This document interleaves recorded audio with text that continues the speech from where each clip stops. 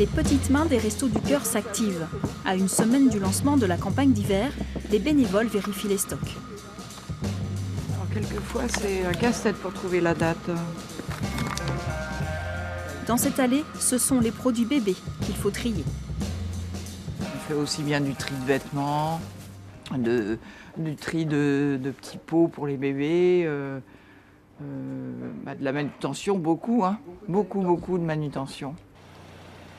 Entre la ramasse dans les supermarchés, les collectes, les dons et la centrale d'achat nationale des restos, les rayons et les frigos de l'entrepôt se remplissent rapidement. C'est bien parce que 10-12, en plus, c'est des bonnes dates en plus, donc c'est bien.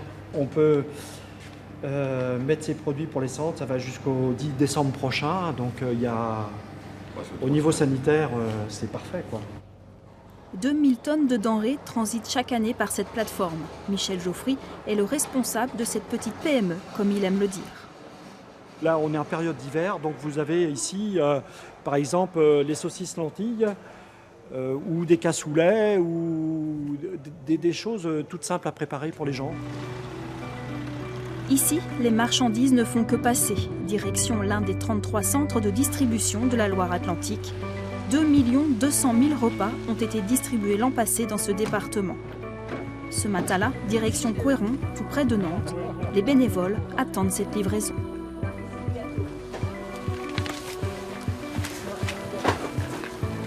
C'est la livraison du démarrage de la campagne du sec.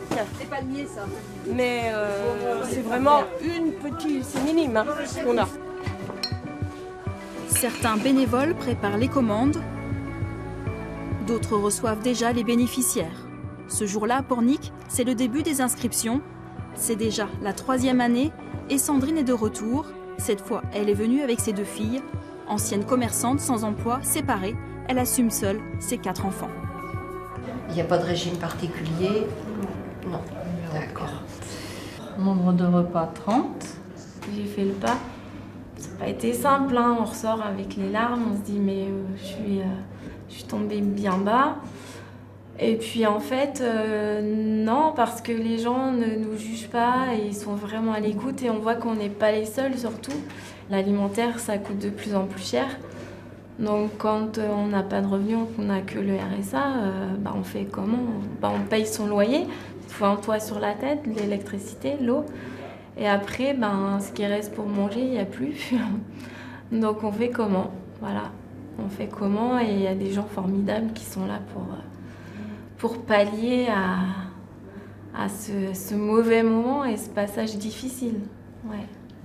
Moi, j'ai vu une femme qui avait l'âge de ma maman, qui avait 90 ans, il y a 3 semaines de ça. Une femme que j'ai connue quand j'étais jeune. Et là, j'ai eu du mal à m'en remettre, parce que je me suis dit, mais elle ne devrait pas être là. Nos personnes âgées, elles ne devraient pas franchir la porte des restos pour pouvoir vivre. Ça, je regrette. Ça, je n'accepte pas.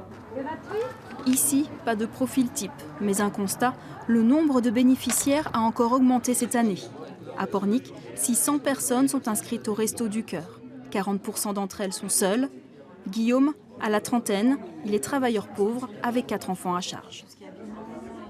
Je suis fonctionnaire d'État, je suis à la mairie de Pornic. Voilà, je suis dans les espaces verts.